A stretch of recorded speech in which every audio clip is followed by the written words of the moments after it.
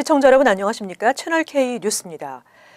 오늘 오전 워싱턴 DC 인근 버지니아주 알렉산드리아의 야구장에서 총기 난사 사건이 발생했습니다. 자선 야구 대회를 위해 연습하던 공화당 원내 총무 등 경찰과 보좌관 등 5명이 총상을 입었고 경찰의 대응 사격을 받고 병원으로 옮겨진 범인은 결국 사망했습니다. 보도에 김지수 기자입니다. 오늘 오전 7시 버지니아주 알렉산드리아에 위치한 야구장에 갑자기 나타난 괴한이 총기를 난사했습니다. 최소 50발에서 최대 100발 가까이 총성이 이어졌다고 목격자들은 증언하고 있습니다. 괴한의 총격으로 자선 야구 대회를 준비하던 공화당의 스티브 스컬리스 원내 총무와 보좌관 의회 경찰 등 5명이 총상을 입고 쓰러졌으며 경찰의 대응 사격에 범인도 총을 맞고 체포됐습니다. 스컬리스 의원 등 부상자들은 병원으로 후송됐고 생명에는 지장이 없는 것으로 알려지고 있습니다. 반면 총기 난사 범인인 일리노이주 벨레빌 출신의 제임스 호치킨스는 병원으로 옮겨졌으나 사망했습니다. 알렉산드리아 경찰은 호치킨슨의 것으로 보이는 페이스북에 트럼프 대통령을 비난하는 글들이 올라와 있다며 공화당 의원들을 노린 계획적인 범죄 가능성도 배제할 수 없다고 밝혔습니다. 트럼프 대통령은 사건 직후 성명을 통해 상황을 면밀히 주시하고 있다고 밝히고 의원과 참모, 의회 경찰, 그리고 모든 관련자들에게 위로를 보낸다고 덧붙였습니다. 채널 K 뉴스 김지수입니다. 뉴저지 팰리세이드 파크 시의원 선거에 도전하는 한인 후보가 후보 자격 논란에 빠졌습니다. 선관위에 제출한 유권자 지지 청원서가 문제가 되고 있는데요. 팰리세이드 파크 한인 유권자 협회는 한인 사회에 도움을 요청했습니다. 지한샘 기자가 보도합니다. 오는 11월 치러지는 팰리세이드 파크 시의원에 도전하는 한인 원유봉 씨. 지난 6일 버겐 카운티 선관위에 후보 등록을 마치고 본격적인 선거 준비를 하던 원 후보에게 제동이 걸렸습니다. 버겐 카운티 클락 오피스는 펠팍 민주당 위원회가 원 후보가 제출한 지지 서명에 문제가 있다는 이의를 제기했다며 가까운 시일 내 공청회를 열 계획이라고 통보해 왔습니다. 지금 출마를 했잖아요. 예. 인디펜던트로. 예. 그런데 거기에 objection이 걸렸다는 거죠. 예. 그래서 그 민주당을 대표하는 분들이 예. 팔팍에서 이 사람은 후보로 되면 안 된다라고 표명을 했다는 거예요. 후보 등록 마감일을 하루 앞두고 지지 서명을 받은 유 후보 측은 유권자 협회의 도움을 받아 총 3명이 구역을 나누어 서명을 받았지만 선관위에 후보 등록을 하면서 이 같은 사실을 알리지 않은 것이 문제가 되었습니다. 원 후보 측은 규정을 잘 몰라서 발생한 문제이며 접수한 청원서 130장 중 56장은 후보자 본인이 직접 받았고 이는 선관위가 요구하는 43장을 충족한다는 주장입니다.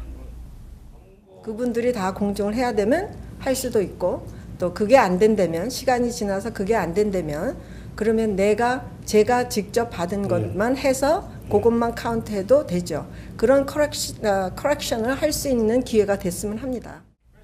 하지만 펠팍 민주당 위원회 측은 이번 사건은 중대한 규정 위반이라며 조만간 공청회를 통해 시시비비를 가리겠다고 밝히고 있습니다. 오늘 회견을 주최한 유권자협회는 공청회 결과에 따라서 후보자 자격을 잃을 수도 있어 공청회 날짜가 정해지는 대로 한인사회에 도움을 요청하겠다며 공청회에 많은 한인들이 참석해 줄 것을 당부했습니다. 채널 K 뉴스 지한샘입니다. 문재인 대통령이 취임 후 처음으로 미국을 방문합니다. 문 대통령은 워싱턴 DC를 방문해 트럼프 대통령과 한미 동맹의 발전과 대북 공조 등 양국 간의 협력을 굳건히 하기 위한 정상회담을 갖습니다. 문재인 대통령은 오는 28일 3박 5일간의 일정으로 워싱턴 DC를 공식 방문합니다. 29일 트럼프 대통령과 백악관 환영 만찬, 30일 두 정상의 정상회담이 예정돼 있으며 이어 공동 기자회견을 갖게 됩니다. 이번 정상회담에서는 한미 동맹을 한층 더 발전시키기 위한 협력 방향, 북핵 문제의 근원적 해결을 위한 공동의 방안, 한반도 평화 실현, 실질 경제 협력과 글로벌 협력 심화 등에 대해 의견을 교환할 것으로 보입니다. 문 대통령은 마이크 펜스 부통령 등 정부 의회 인사와도 두루 만날 예정입니다.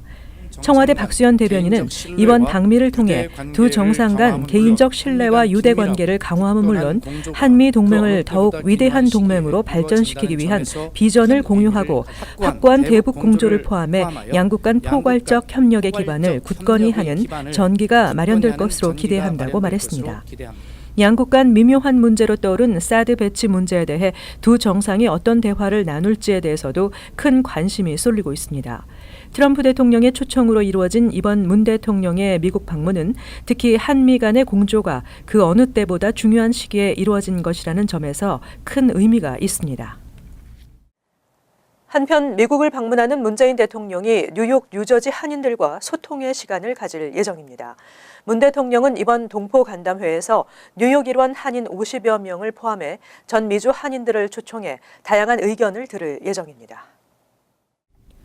최근 뉴욕 일원 한인들은 SNS 등을 통해 문재인 대통령과의 만남 예정을 자랑스럽게 알리고 있습니다. 뉴욕 일원 한인단체 관계자 등에 따르면 20일에서 30일 워싱턴 DC를 방문하는 문재인 대통령은 뉴욕, 뉴저지 일원에서 활동하고 있는 각 지역 한인단체 관계자뿐 아니라 한인 동포 700여 명을 동포 간담회에서 만날 예정입니다. 일반적으로 대통령 동포 간담회에는 지역 단체장, 민주평화통일자문위 관계자 등 한인사회 유력 인사들이 참석하는 것이 관례지만 이번에는 일반 한인들과도 소통하겠다는 취지입니다. 정부 관계자는 다양한 계층과 소통으로 통로를 넓히기 위해 일반 한인들도 초대됐다고 밝혔습니다. 특히 대통령 취임 후 첫 미국 방문인 만큼 전 미주 한인들을 초청해 다양한 의견을 들을 예정입니다. 37회 5.18 민주화 운동 기념식에서 추모사를 하다 눈물을 흘린 유가족에게 직접 다가가 포옹을 하는가 하면 사인을 받으려는 어린 학생이 가방에서 종이를 찾는 동안 쪼그려 앉아 기다려주는 등 국민의 한 사람 한 사람과의 소통을 중요시하는 문재인 행정부의 성격을 보여주고 있습니다. 연방 기준 금리가 0.25% 인상됐습니다. 올 들어 두 번째 금리 인상인데 앞으로 또 한 차례의 금리 인상이 확실시 되고 있습니다. 그렇게 되면 미국의 기준 금리가 한국보다 높아지게 됩니다. 연방 기준 금리가 올 들어 두 번째 또 인상됐습니다. 연방공개시장위원회는 14일 마감한 이틀간의 정례회의에서 현재 0.75에서 1.00%인 기준 금리를 1.00에서 1.25%로 올렸습니다. 하지만 연준은 올해 모두 세 차례 기준 금리 인상을 시사해 앞으로 한 차례 더 기준 금리 인상이 확실시되고 있습니다. 이번 기준 금리 인상은 미국의 지난달 실업률이 16년 만에 최저치인 4.3%로 떨어진 등 양호한 경제 성장을 반영한 조치로 풀이됩니다. 이로써 미국과 한국의 기준 금리는 같아지게 됐지만 예상대로 한 차례 더 기준 금리를 인상한다면 미국의 기준 금리는 한국보다 더 높아지게 됩니다. 이른바 기준 금리 역전 현상이 발생할 수 있게 됩니다. 이와 함께 연준은 4조 5천억 달러 규모의 보유 자산을 축소할 계획이라고 밝혔는데 이렇게 되면 국채 금리가 상승하면서 국내 통화 가치가 하락하고 외국인 투자 자금은 이탈 현상이 나타날 수 있습니다. 또 보유 자산 축소로 장기 금리가 오를 수 있어 우려되고 있습니다.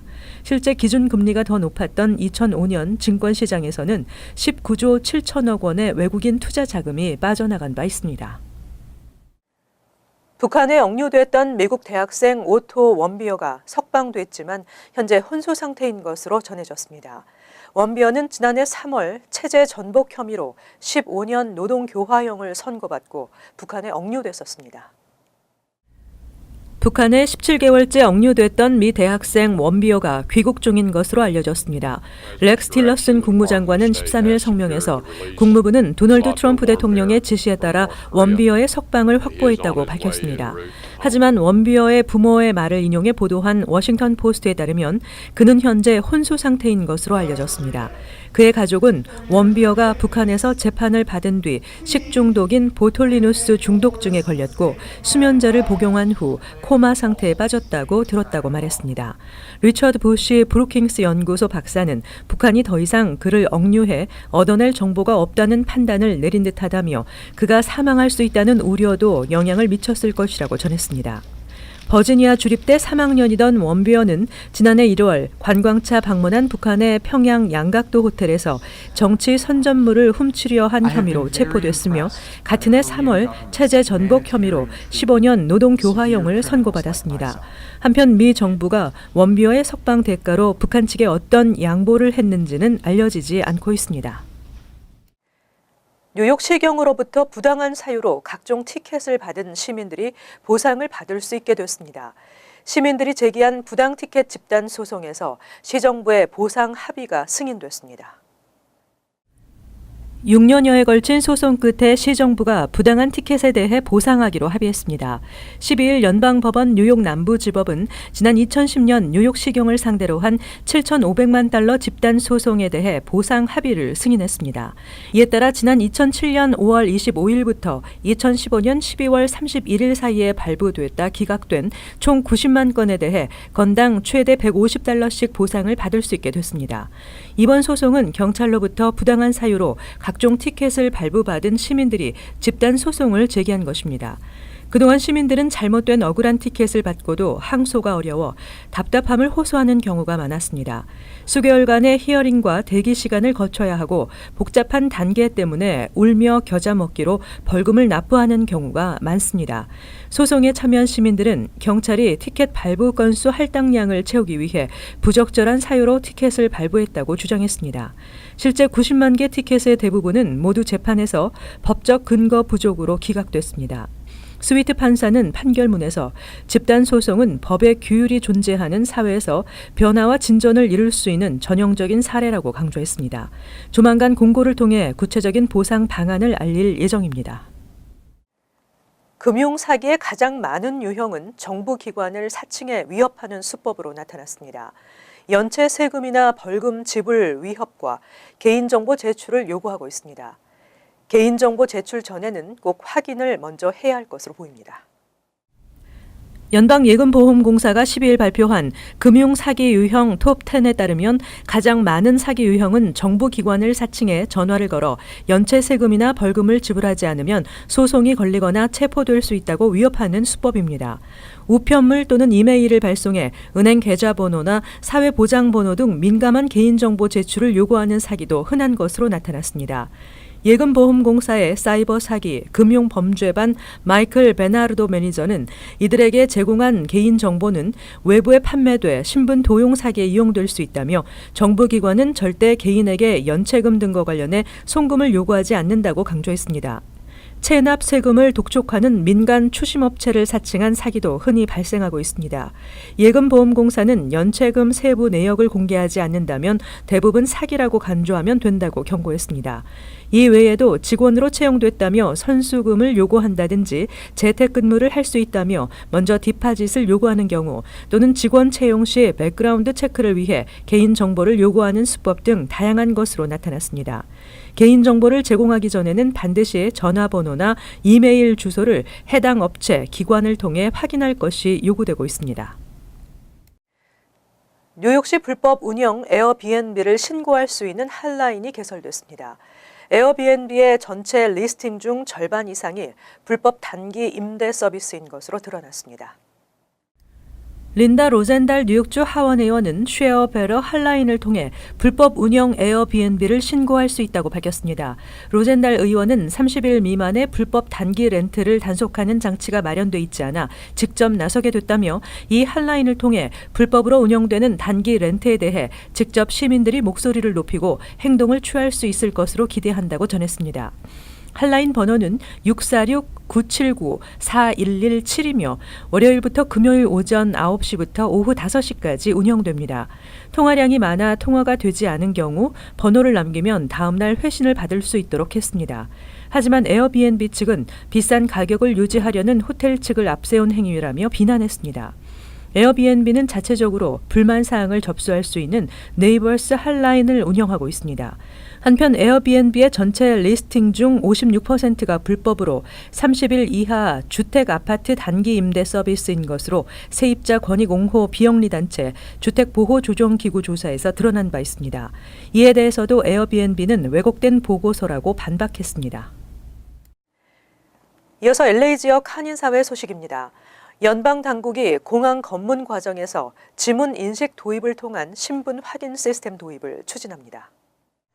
연방교통안전국 TSA는 공항 검문소에서 탑승객들의 대기 시간 단축과 편의성을 제공하기 위해 애틀랜타와 덴버 두 곳의 공항에서 탑승권 대신 지문 인식으로 신분을 확인하는 시스템을 시범 운영하고 있다고 밝혔습니다. TSA 측은 이번 시스템은 사전에 지문 정보를 TSA에 등록한 프리체크 멤버들만 해당되며 탑승객들은 항공권이나 신분증 없이 여객기에 오를 수 있다고 설명했습니다. 당국은 이번 시범 운영의 결과에 따라 미 전역 공항을 대상으로 한 해당 시스템 운영 여부를 논의할 계획이라고 덧붙였습니다. 이와 관련해 관세 국경보호청 CBP는 탑승객의 편의를 위한 시스템의 현대화와 함께 안전한 여행을 위한 프로세스를 구축하는 데 지속적인 노력을 기울일 것이라고 전했습니다. 최근 활기를 띠고 있는 캘리포니아주의 고용시장이 조만간 둔화될 것이라는 전망이 나왔습니다. UCLA 앤더슨 경제연구소는 보고서를 통해 캘리포니아의 고용시장은 3년 동안 성장세를 이어갈 것으로 예상되지만 성장폭은 점점 감소해 하락세로 돌아설 것으로 전망했습니다. 이어 연구팀은 캘리포니아의 고용시장은 올해 1.6% 성장할 것으로 내다봤지만 내년에는 1.1%, 오는 2019년에는 0.9%를 기록하는 등 성장세가 지속적으로 하락할 것으로 예측했습니다. 이에 대해 전문가들은 도널드 트럼프 행정부의 경기 부양책이 제대로 이행되고 있지 않고 있으며 반이민 정책이 캘리포니아주 경제 성장에 부정적인 영향을 끼치고 있기 때문이라고 분석했습니다. 한편 UCLA 앤더슨 경제연구소는 미국의 고용 성장세도 점점 둔화될 것으로 내다봤습니다. 이어서 간추린 소식입니다. 뉴욕주 상원은 12일 5월을 한인 가정의 달로 지정하는 법안을 가결시켰습니다. 아벨라 의원은 한인 커뮤니티는 전통적으로 부모, 노인, 스승을 존중하고 공경하는 문화를 지켜왔다며 5월을 한인 가정의 달로 제정해 모두에게 전달되길 바란다고 밝혔습니다. 법안이 통과되면 매년 뉴욕주 의사당에서 5월 한인 가정의 달을 기념하는 행사도 열리게 됩니다. 법안은 그러나 하원에서 통과 가능성이 불투명한 것으로 알려졌습니다. 13일 오전 8시 30분쯤 맨하탄 트라이베카 소재 빌딩에서 일산화탄소가 누출됐습니다. 유독한 가스가 지상으로 퍼지면서 1층 식당 등 건물 내부와 외부에 있던 32명이 의식을 잃거나 바닥에 주저앉아 병원으로 옮겨졌습니다. 이날 사고는 지하 보일러에 연결된 파이프에서 발생했으며 소방관들이 파이프를 막자 일산화탄소 수치도 내려가기 시작했다고 언론들은 전했습니다. 부상자 대부분도 경상으로 생명에는 지장이 없는 것으로 알려졌습니다. 지난주 텍사스주에서 차 안에 15시간이나 방치된 1살과 2살 어린아이가 숨졌습니다. 이어 아칸소주에서도 5살 아이가 차량에 방치돼 있다 사망했습니다. 현지 언론에 따르면 웨스트 멤피스의 한 보건센터 차량 아동용 좌석에서 평소 심장 질환을 앓아온 5살 난 아기가 숨진 채 발견됐습니다. 당시 현지 기온은 화씨 80도였지만 햇볕이 내리쬐면서 차량 속 온도는 화씨 141도까지 치솟은 것으로 나타났습니다. 10일 오후 3시쯤 맨하탄 31 스트리트 선상 브로드웨이와 5 애비뉴 사이 타워 31 아파트에서 신원이 밝혀지지 않은 34세 여성이 욕실에서 숨진 채 발견됐습니다. 경찰에 따르면 몸에 화상을 입은 상태였으며 경찰은 여성의 옷에 불이 옮겨 붙으면서 변을 당한 것으로 보고 범죄에 의한 사망은 아닌 것으로 판단하고 있습니다. 경찰은 이웃의 신고를 받고 출동해 여성을 발견했습니다. 다음은 환율과 증권 소식입니다.